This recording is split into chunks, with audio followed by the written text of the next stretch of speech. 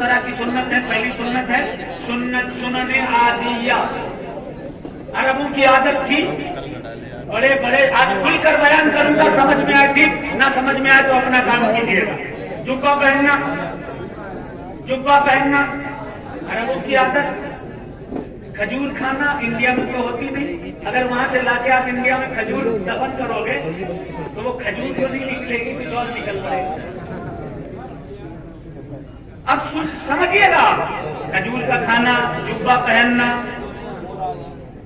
مشت داڑھی رکھنا عربوں کی عادت میں تھی اس دور میں. اب سوال، رسول اللہ صلی اللہ علیہ وسلم کی داڑھی تھی، صحابہ کی تھی، مولا علی کی بھی تھی. مولا علی کی میری طرح تھوڑی چھوٹی، کبھی بڑی ہو جاتی تھی. اب داڑھی ہے یار، کبھی چھوٹی ہو جاتی ہے. پھر مولا علی کی بڑی ہو جاتی تھی، پھر چھوٹی کر لیتے تھے. تو اس پر انہوں نے کیا نکالا، مولا علی کو جنگ کرنی پڑتی تھی اس لیے وہ چھوٹی کر لیا کرتے تھے. تلوار سے لڑنا پڑتا تھا اس لیے مولا علی چھوٹی کر لیا کرتے تھے. تو صدیق اکبر سرکار کیا لکڑی سے لڑتے تھے؟ وہ بھی تو تلوار سے لڑتے تھے. ان کی داڑھی بڑی کیسے؟ کبھی چھوٹی کر لیتے تھے، کبھی بڑی کر لیا کرتے تھے. اب داڑھی اتنی اہم نہیں جتنا نماز، روزہ، حج اور زکات. ایک مشت کی بات کر رہا ہوں میں، ایک مشت کی. سنت کی دو قسمیں. پہلی، داڑھی ضروری ہے. اللہ نہ کرے میری زبان سے کوئی ایسا جملہ نکلے تو جو غلط ہو، خدا نہ کرے، دعا کرے، اللہ نہ کرے کوئی ایسا. یہ مسئلہ ایسا ہے جس کو سمجھانا بہت ضروری ہے اور بہت مشکل بھی ہے، بہت مشکل بھی ہے. اللہ نہ کرے کوئی ایسا جملہ نکلے جو سمجھ میں نہ آئے آپ کے یا جو غلط ہو. داڑھی ضروری ہے لیکن کتنی؟ رسول اللہ صلی اللہ علیہ وسلم نے اس کی حد مقرر نہیں فرمائی، نہیں فرمائی. اب فتویٰ دیا جاتا ہے، مفتی کاشف صاحب بیٹھے ہیں، میں نے رسم المفتی میں پڑھا ہے، فتویٰ 3 چیزوں پر دیا جاتا ہے، 4 چیزوں پر. یا تو قرآن میں ہونا چاہیے، یا حدیث میں ہونا چاہیے، یا پھر وہ چیز 4 اماموں میں ملے. امام اعظم ابو حنیفہ، امام شافعی، امام مالک، امام حنبل. اور اگر ان 4 میں نہ ملے قیاس لگایا جاتا ہے. چوتھی چیز ہے قیاس. نہ قرآن میں واجب کا حکم، نہ حدیث میں واجب کا حکم، نہ 4 اماموں میں واجب کا حکم. اگر آپ واجب مانتے ہیں مانتے رہیے، لیکن اگر کوئی دوسرا علمی دلائل رکھتا ہے تو خدا کے لیے اگر وہ سید ہے تو اس کے پیچھے مت پڑیے، آپ کی آخرت برباد ہو سکتی ہے. سنت کی 2 قسمیں، سنن عادیہ، سنن ہدیٰ. سنن ہدیٰ جس سے ہدایت دی جائے، سنن عادیہ جو عربوں کی عادت میں تھی. اب رسول اللہ صلی اللہ علیہ وسلم کے بھی تھی، صحابہ کے بھی تھی. سامنے ابو جہل، عتبہ، شیبہ، یہ سارے کے سارے بھی تھے. ان کی نہیں تھی کیا؟ ابو جہل کی بھی تھی، عتبہ کی بھی، شیبہ کی بھی تھی، سب کی تھی. تو لب لباب کیا نکلتا ہے؟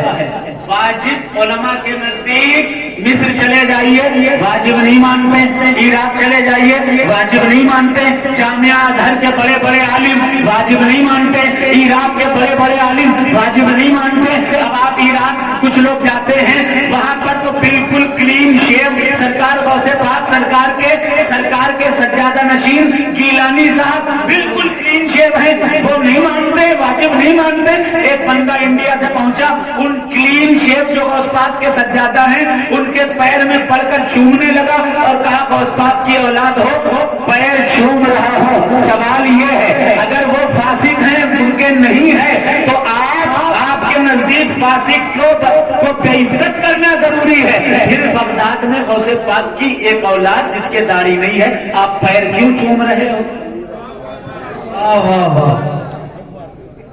غوث پاک کی اولاد کے پیر چومو گے اگر اس کے بالکل کلین شیو ہے،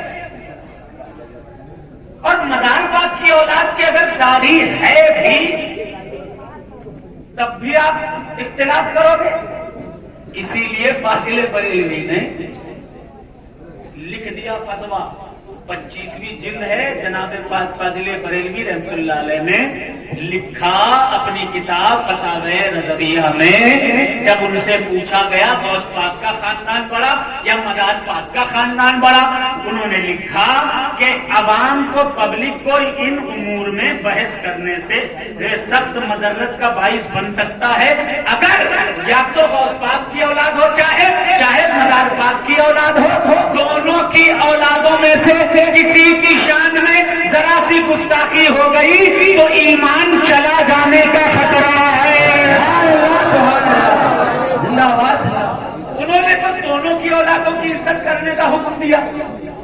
آپ غوث پاک کی نسل میں جو کلین شیپ بغداد میں ہیں ان کے جا کے پیر چوم رہے ہو اور بدر صاحب کی اولادوں سے اختلاف کر رہے ہو، یہ کہاں کی سنیت ہے؟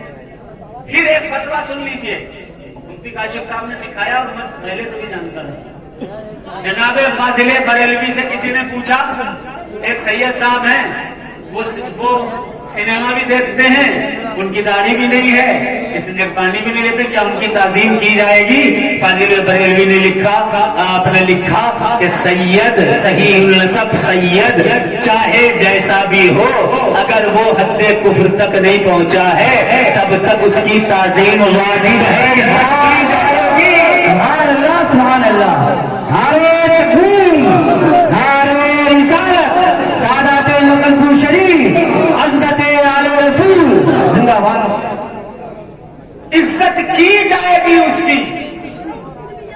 اب زبردستی کا کوئی چچا بن رہا ہے، کوئی ابا بن رہا ہے۔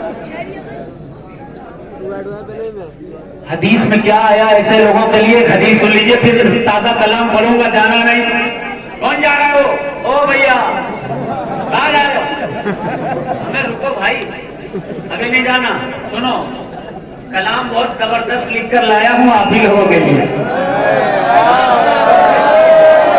حدیث سنیے آقا کی، سرکار رسالت صلی اللہ علیہ وسلم نے ارشاد فرمایا، من لا یعرف حق عزتی، جو میری اولاد سید کی عزت نہیں کرتا، توجہ سے حدیث سنیے، حدیث آقا نے فرمایا من لم یعرف حق عزتی، جو میری اولاد کی تعظیم و توقیر نہیں کرتا، ان کا حق نہیں جانتا، وہ تین چیزوں میں سے ایک ہی چیز ہوگا، اما منافق، یا تو وہ منافق ہوگا، اما ولد الزنا، یا وہ حلال کا نہیں حرام کا ہوگا، اپنی ماں کے پیٹ میں عالم حیض میں آیا ہوگا۔ واہ واہ واہ، زندہ باد زندہ باد۔ حدیث پڑھوں گا فتویٰ نہیں، حدیث پڑھوں گا فتویٰ نہیں۔ پھر آقا نے ارشاد فرمایا، سرور کائنات صلی اللہ علیہ وسلم ارشاد فرماتے ہیں، کنز الاموال ہے، دوسری جلد ہے، آقا نے ارشاد فرمایا اربعۃ انا لهم شفیع فی یوم القیامہ، 4 طرح کے لوگ ہوں گے جن کی میں قیامت میں شفاعت کرواؤں گا۔ پہلا کون ہوگا؟ المکرم لذریتی، پہلا وہ ہوگا جو سیدوں کی عزت کرتا ہوگا،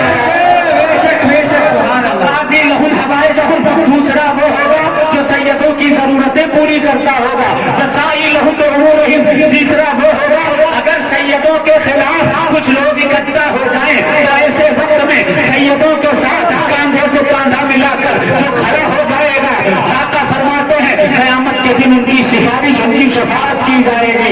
اے بحیری کے زندہ دل حسینیوں، اپنے نصیبوں پر ناز کرو۔ جب سیدوں پر بات آئی تو آپ لوگوں نے کندھے سے کندھا سیدوں کے ساتھ ملا کر یہ ثابت کر دیا کہ آپ ہی کے لیے آقا نے فرمایا تھا۔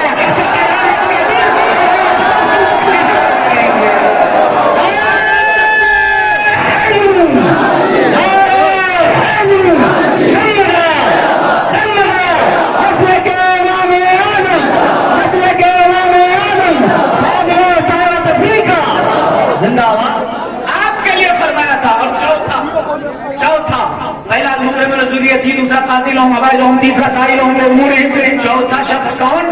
المحب بہ بقلبہ و بلسانہ، جو سیدوں سے صرف دکھا دکھاوے کی محبت نہیں کرتا ہوگا، بلکہ جو دل سے بھی سیدوں سے محبت کرے گا اسے جنت آقا دلوائیں گے۔ ایک حدیث اور پڑھ دوں، اجازت ہے؟ پھر بالکل نیا زبردست کلام لایا ہوں بھائی، بہت زبردست کلام لایا ہوں میری والوں کے لیے۔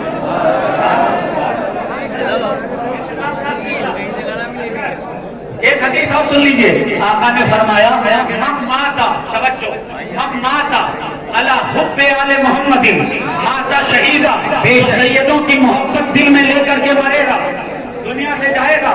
اب حضور نے کیا یہ فرمایا کہ ایک مشت سید ہو بس اسی کی؟ بولیے بھائی، حضور نے کہیں فرمایا کہ جس کی ایک مشت ہو بس اسی سید کی عزت کرنا، باقی کسی کے نہیں؟ کیا حضور نے فرمایا کہ جو صرف نمازی جو روزدار ہو جو ایسا ہو جو نہ، جس کے جسم کی رگوں میں مصطفیٰ کا خون دوڑ رہا ہوگا؟ آقا نے فرمایا کہ ہر وہ سید فرمایا من ماتا علی حب آل محمد ماتا شہیدہ، جو سیدوں کی محبت سینے میں لے کر کے دنیا سے جائے گا، شہادت کا درجہ پائے گا، نبی بنایا جائے گا۔ من ماتا علی بغض آل محمد، سن لے وہ لوگ جو سادات کی اسٹیجوں پر توہین کرتے ہیں، سن لے وہ لوگ جو رسول اللہ کی محبت کا دم بھرتے ہیں اور رسول اللہ کی اولادوں کو بھلا برا کہا کرتے ہیں، جو رسول اللہ صلی اللہ علیہ وسلم کی شریعت کا نام لے کر کے رسول اللہ صلی اللہ علیہ وسلم کی اولاد کی توہین کرتے ہیں، برا بھلا کہتے ہیں، ان کے خلاف سازشیں کرتے ہیں، سنے وہ لوگ ان کا درجہ کہاں ہے؟ اے بحیری کے اس حال میں اکٹھا ہونے والے لوگوں سنو، جب دنیا سے تم جاؤ گے رسول اللہ کی شفاعت تمہیں ملے گی، یہ کسی فتوے سے ثابت نہیں بلکہ اللہ کے نبی کی حدیث سے ثابت ہے۔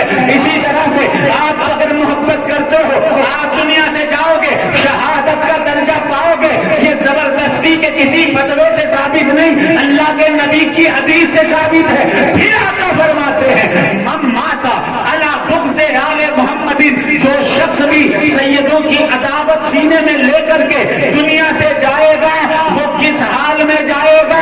ماتا کافرہ، وہ کفر کی حالت میں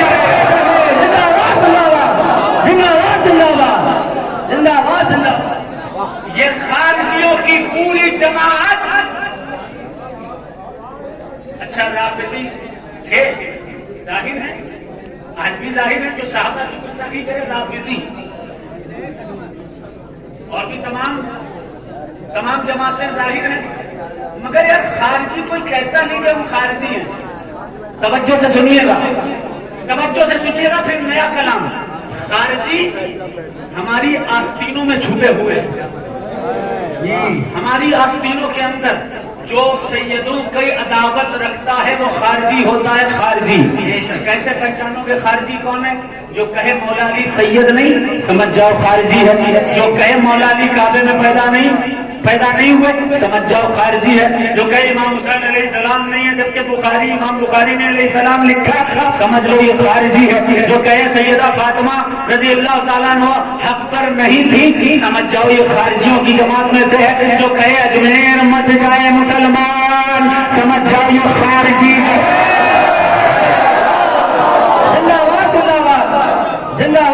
جو کہے امام حسین کا غم مت مناؤ جبکہ رسول اللہ کی حدیث سے حسین کے غم میں رونا ثابت ہے، سمجھ جاؤ یہ خارجی ہے، حسین کے نام پر رونے سے منع کر رہا ہے۔ جو شخص بھی یہ کہے کہ امام حسین علیہ السلام کا روزہ مت بناؤ اور خود تاج بنا کے گھوم رہا ہے،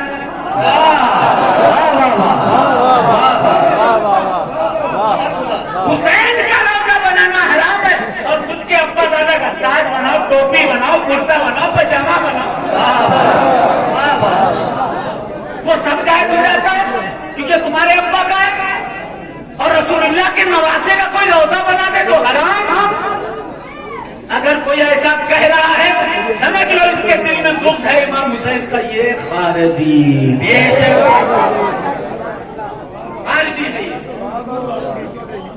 توجہ سے سنیں سمجھے، کوئی بات اگر سمجھ میں نہیں آتی تو تھوڑا عقل لگائیں۔ میں تو کہتا ہوں خوب سیدوں کو چڑھاؤ، ہاں بھائی سیدوں کو خوب گالیاں بھی دو، آئی ہے نو پرابلم، جتنی برائی کرو اچھا ہے، ہم تو جو ہے وہ تو رہیں گے، وہ تو چینج نہیں ہو سکتا، لیکن یہ پتا چل جائے گا کہ آپ یا تو منافق ہو، یا تو غلط اس سے نہ ہو، یا عالم حیض میں اپنی ماں کے شکم میں آئے.